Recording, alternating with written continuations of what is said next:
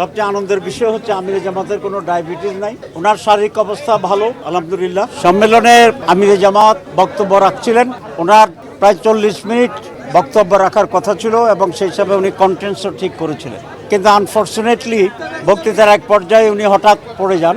কয়েক সেকেন্ড ওনার সেন্স ছিল না, পরে উনি আবার দাঁড়িয়ে বক্তৃতা শুরু করেন এবং সেকেন্ড টাইম উনি আবার পড়ে যান।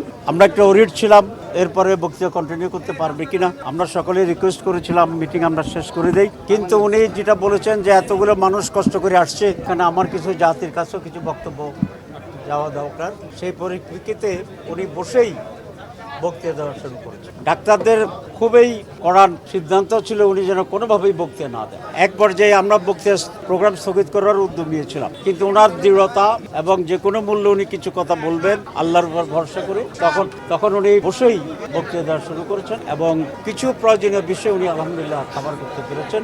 আর কিছু বিষয় উনি বলতে পারেননি, সেগুলো ওনার পুরো স্ক্রিপ্ট আমাদের লিখিত আছে, সেটা আমরা বিভিন্ন অফিসে নিউজ মিডিয়ায় আমরা পাঠিয়ে দেওয়ার ব্যবস্থা করছি। ওনার শারীরিক অবস্থা ভালো আলহামদুলিল্লাহ। সবচেয়ে আনন্দের বিষয় হচ্ছে আমিরে জামাতের কোনো ডায়াবেটিস নাই, আগে কোনো হার্টের কোনো সমস্যা নাই এবং কিডনি বা অন্যান্য অর্গানেরও তেমন কোনো উল্লেখযোগ্য সমস্যা নেই আলহামদুলিল্লাহ।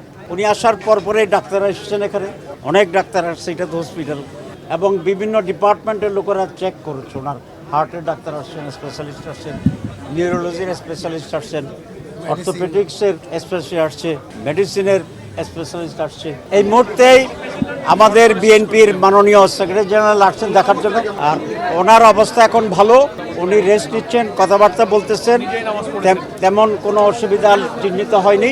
আমরা আশা করি উনি সামান্য রেস্ট নিয়ে আবার বাসায় ফিরে যাবেন ইনশাআল্লাহ।